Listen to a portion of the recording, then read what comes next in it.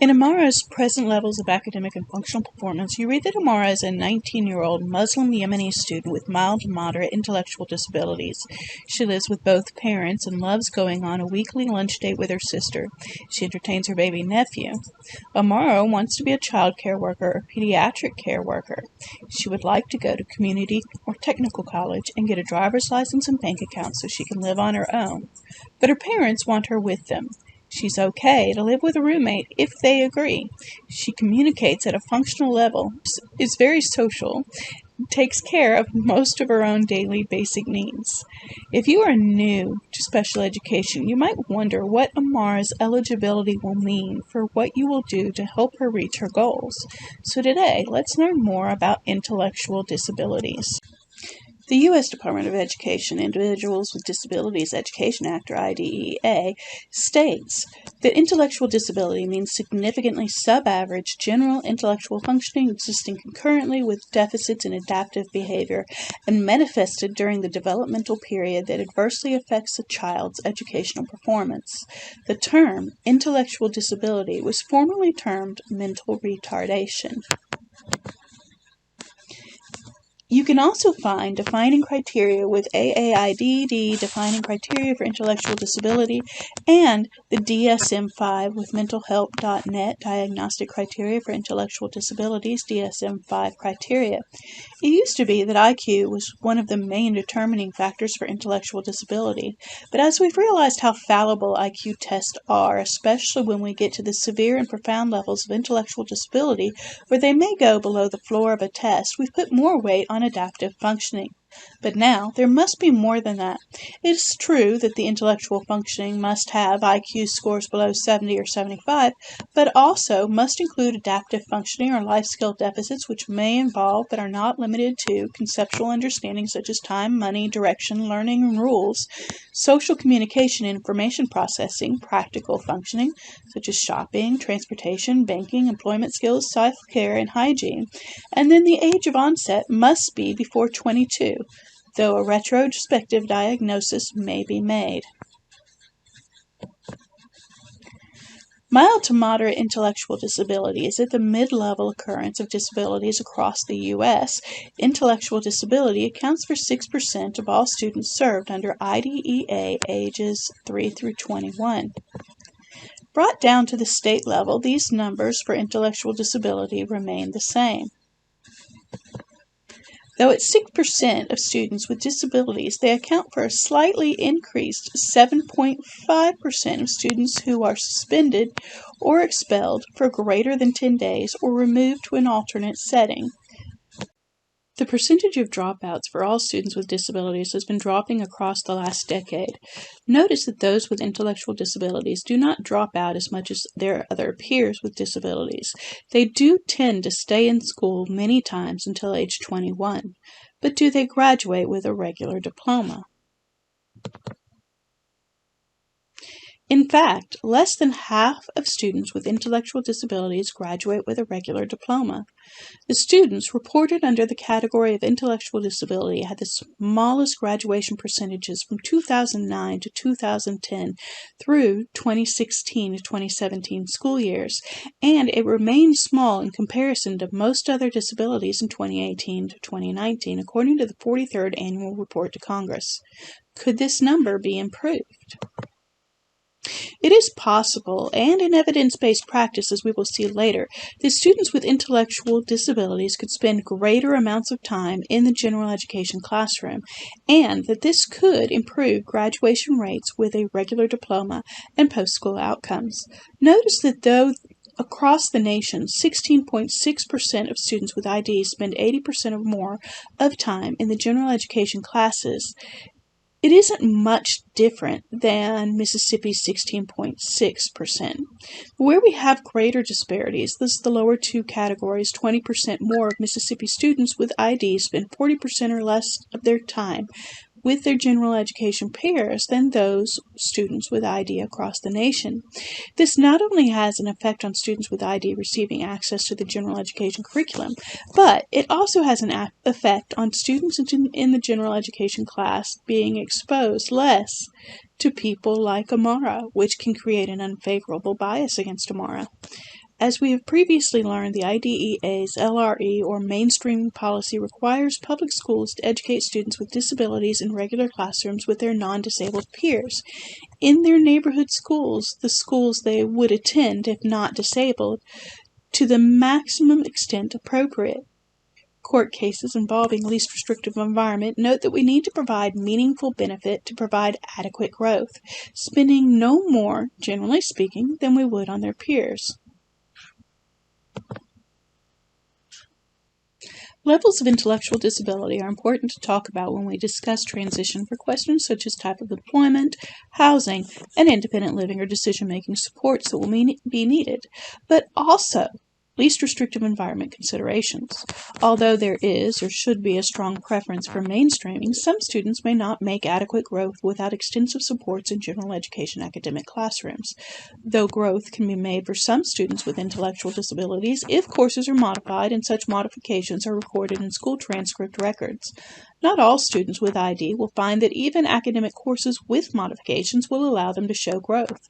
Sometimes parts or even all of the day in a self-contained or resource classroom will be best for students with ID depending on the level of severity, so classifications may also help determine types of transition assessments and least restrictive environments that will be needed.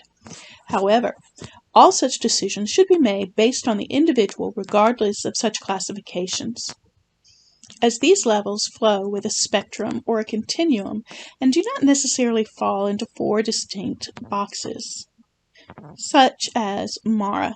Amara is either moderate or mild, depending on the classification. Her IQ falls right in between the two, as does her adaptive functioning. More importantly, standardized measures provide more accurate measures of support, such as the Supports Intensity Scale, which we'll discuss later, and the Diagnostic Adaptive Behavior Scale. Now let's talk about the different levels of intellectual disability. You see that the biggest level, about 80 to 85%, is the mild level. These people have IQs about 50 to 55 or 70 to 75. They used to be called educable. That's because they can proceed with independent living, competitive integrated employment, with just intermittent supports for major decisions like checklists and reminders, given added time to do certain things. The next level is the moderate level. About 10% of people with ID have the moderate level of intellectual disability. These are people with an IQ of about 35 to 40 or all the way up to 50 to 55. They used to be called trainable. That's because they have functional communication.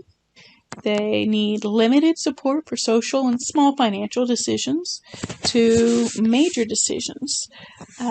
They have supported employment, so they do just regular employment, but with supports in place. This is determined by IQ and adaptive functioning.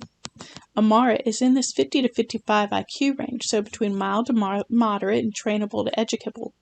She has functional communication skills, so perhaps we could look again at working on social communication within the general education environment to improve these skills. She will need some small supports based on what's in her IEP, and when we talk about formal testing later, we will address this. Now let's talk about the other 2 levels. You will notice these 2 levels combined are less than the percentage of the moderate level. The severe level, it's about 3 to 4% of the population with ID, has an IQ of 20 to 25 to 35 to 40. They require extensive support and supervision and can take care of some of their minimal basic needs and some basic communication. Again, this is about 3 to 4% of the population. And finally, the profound level. It's only about 1 to 2% of the population with intellectual disability. So their IQ is below 20 or 25. They are highly dependent. They need 24-hour pervasive support. They need assistance with even basic needs like brushing their teeth or bathing. They have very limited communication, if they communicate at all. And for individuals at this level, there may be difficulty in obtaining accurate scores on standardized assessments. This is a concept called flooring, because their IQ may go below the floor of the given test. So what about college? With the Higher Education Act of 2008, programs like Think College, a national coordination center for post-secondary transition programs for students with intellectual disabilities, offer resources and training to colleges to provide post-secondary training and college living experiences for students with intellectual disabilities. To date, there are about 250 of these across the nation. Though most don't offer diplomas, some offer certificates and the chance to grow in their ability to live independently. Since one of Amara's goals is to live independently and to go to a community or technical college, a comprehensive transition post-secondary program should be considered with Amara's IEP team. In addition, considering the benefits of least restrictive environment, it might be a good time to look more closely at Amara's least restrictive environments and the supports needed to participate more within the general education. Another thing we may wish to know is the cause of Amara's intellectual disability. Causes of intellectual disability are varied, like the individuals themselves, but should be taken into consideration. Since transition should take a holistic, lifelong perspective, this information may help to understand the biomedical side of intellectual disability and the future health needs of the individual, as there are comorbidities with many of the causes of intellectual disability. For example, a person who has cerebral palsy may have increased spasticity, joint pain, and decreased mobility, especially as they get older. There will then be a need to address transportation, health, and home services or equipment. The causes of intellectual disability generally come in 4 categories: genetic, like Down syndrome, Fragile X, Williams syndrome, 22q11.2, deletion syndrome, Prader-Willi syndrome, and Angelman syndrome. Birth defects or infections like fetal alcohol syndrome and meningitis, environmental like severe brain injury or exposure to toxins, and others like cerebral palsy, epilepsy, and autism spectrum disorders, though not all of these categories have children that fall under the ID criteria. Amara's mother had prolonged labor during a home birth in their home country of Yemen. In Amara's case, the umbilical cord was wrapped around her neck, causing her to be without oxygen for too long at birth. Before Amara turned 1 year old, she was diagnosed with failure to thrive and developmental delays.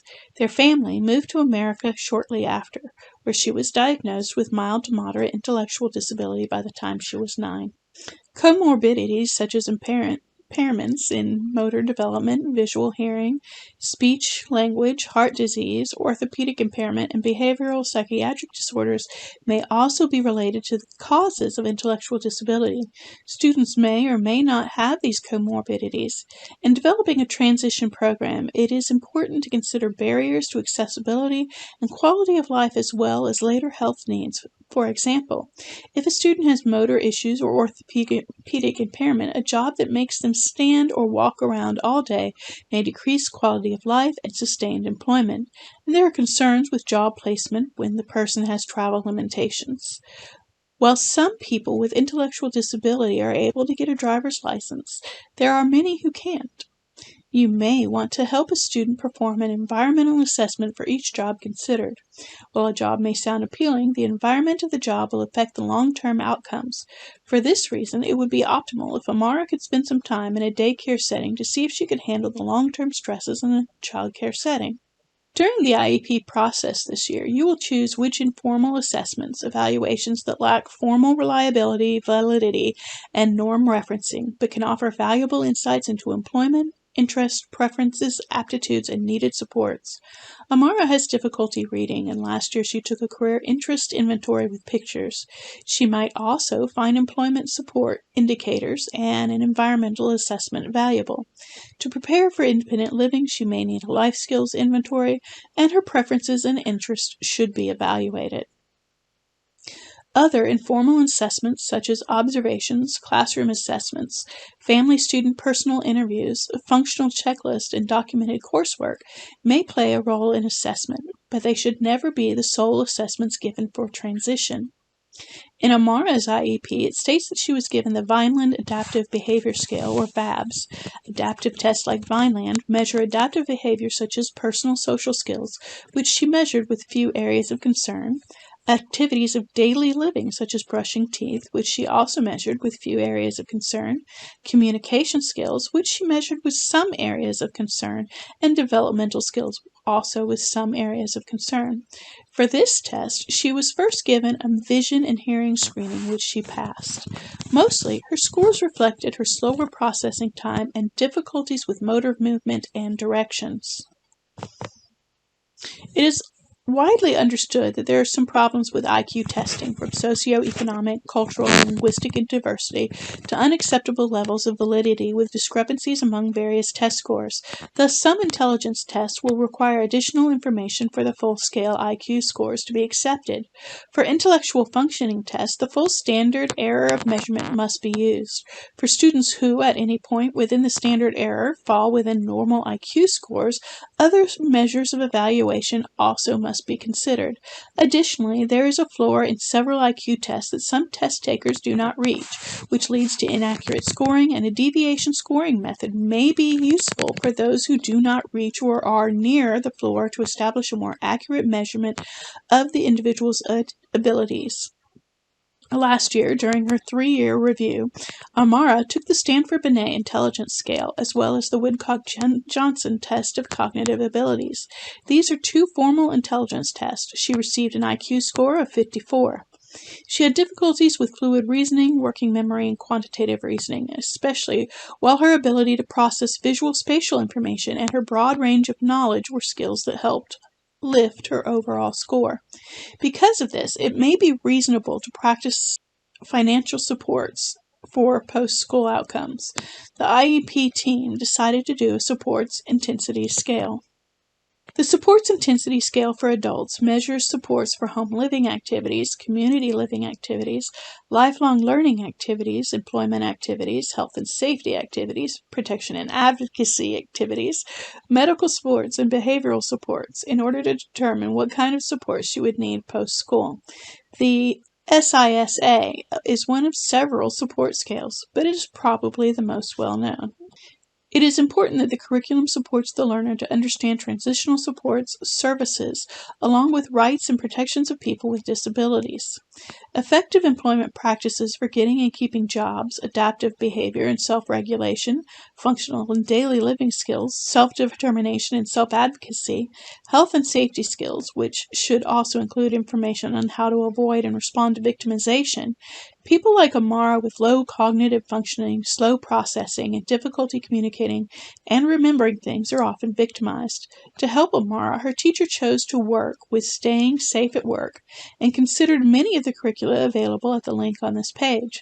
Staying Safe at Work is a curriculum through the National Institute for Occupational Safety and Health, a division of the CDC. It teaches looking for job hazards, staying safe, dealing with emergencies, rights at work, and self-advocacy. The self-determined learning model of instruction is an evidence-based practice for employment, education, training, and independent living. SDLMI is an instructional framework that teaches students self-determination through problem solving.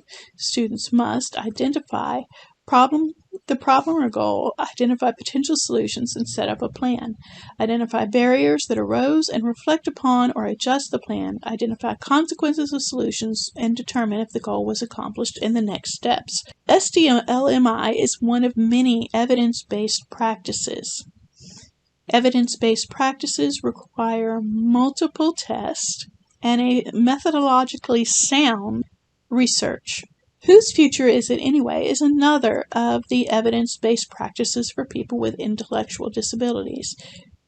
It is a curriculum designed by Michael Waymeyer and Associates to teach students involvement in the IEP process.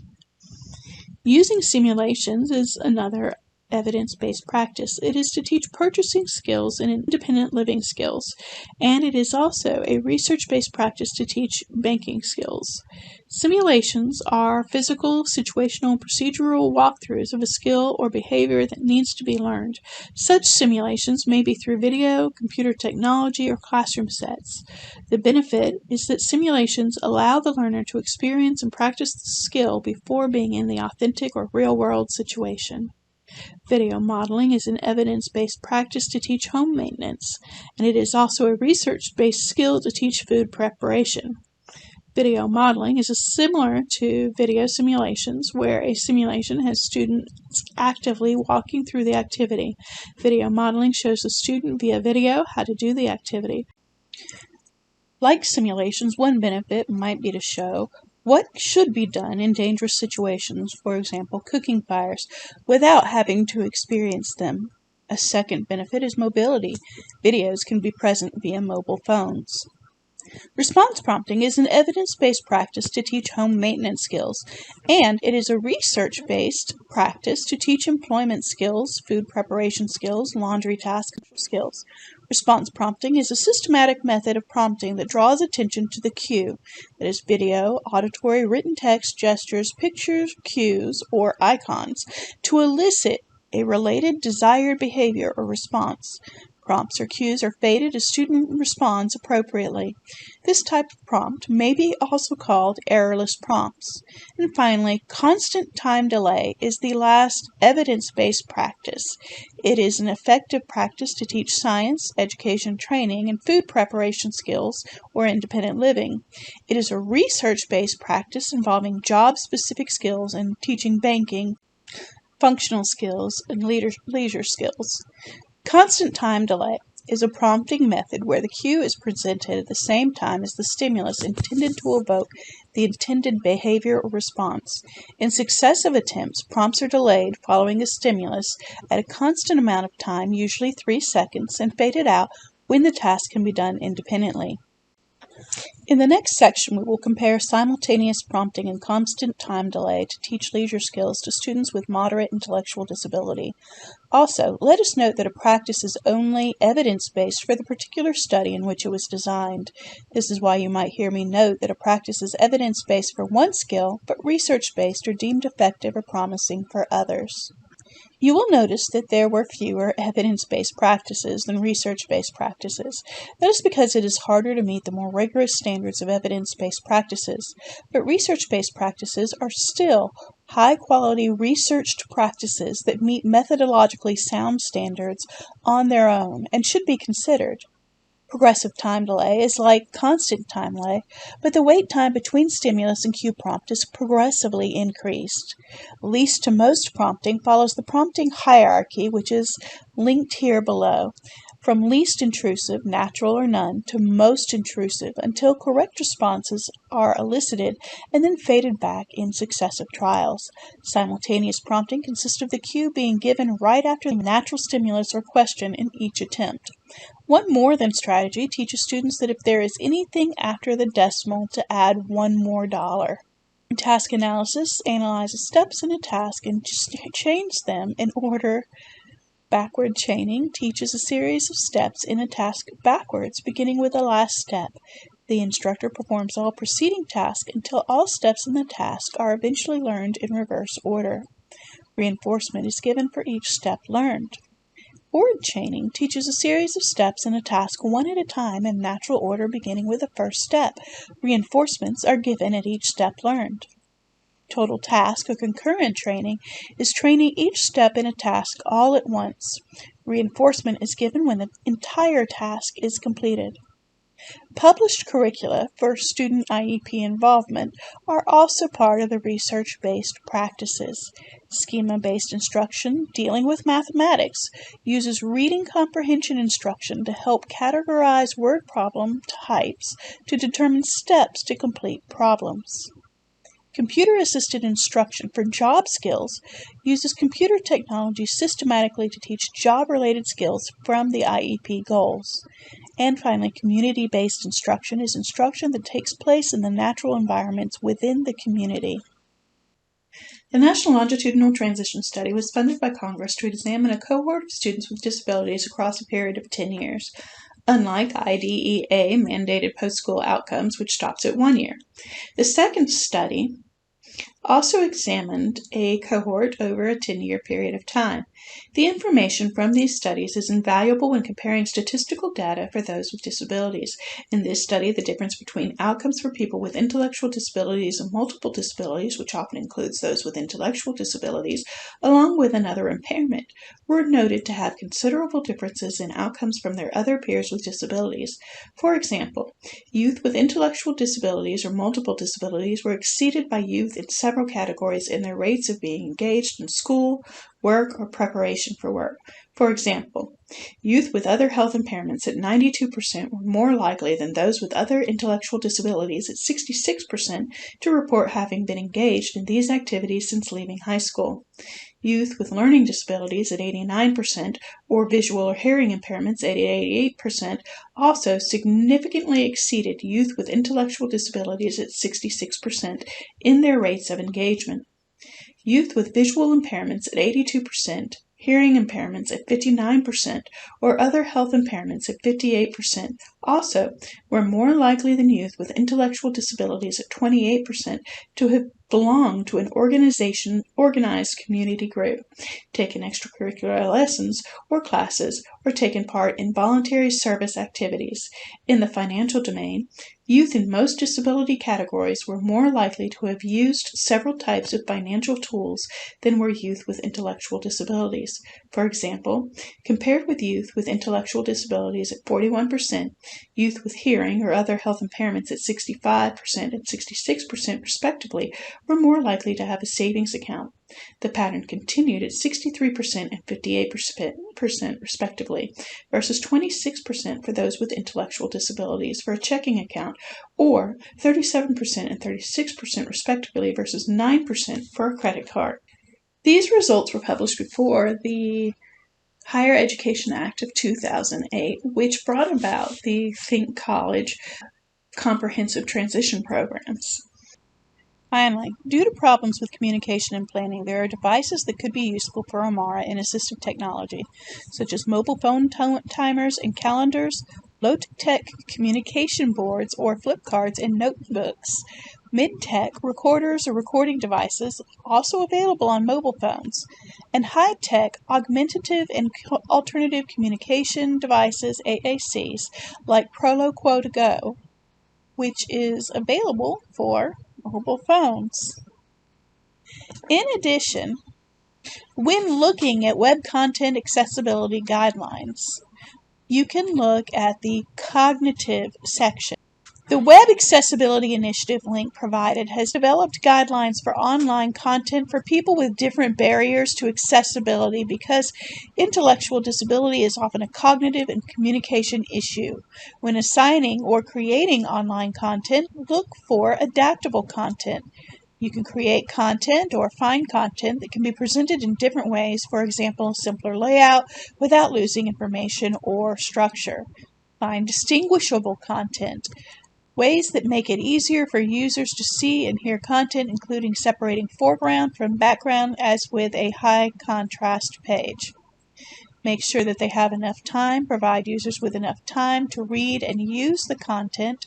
Preferably make it untimed content. Make sure that it is easily navigable. Provide ways to help users navigate, find content, and determine where they are on a page. Make sure that it is readable. Remember that people like Amara have a low readability. So make text content readable and understandable. Make sure that it's predictable. A predictable web page with patterns in the content will help the user navigate the page and understand the page better. So make web pages appear and operate in predictable ways.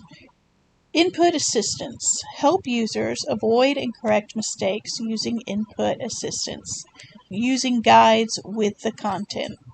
For post-secondary employment outcomes, there are a variety of outcomes that are available for students with intellectual disability. Some of them include training for education, including Project Search, the Think College Comprehensive Transition Post-Secondary Programs, Community College or Trade, Technology School, And as far as employment, sheltered employment for more severe disabilities, supported employment, competitive integrated employment, full or part-time, and then paid competitive employment. Some basic tips for instructors and employers for people with intellectual disabilities are to break down information into simple steps. Consider providing a checklist or other prompt system, visual or auditory, and provide extra time and celebrate all successes. Work with the individual to determine accommodations, supports, and modifications. Engage and involve peers and coworkers as natural supports, and promote a culture of diversity, equity, inclusion, and belonging.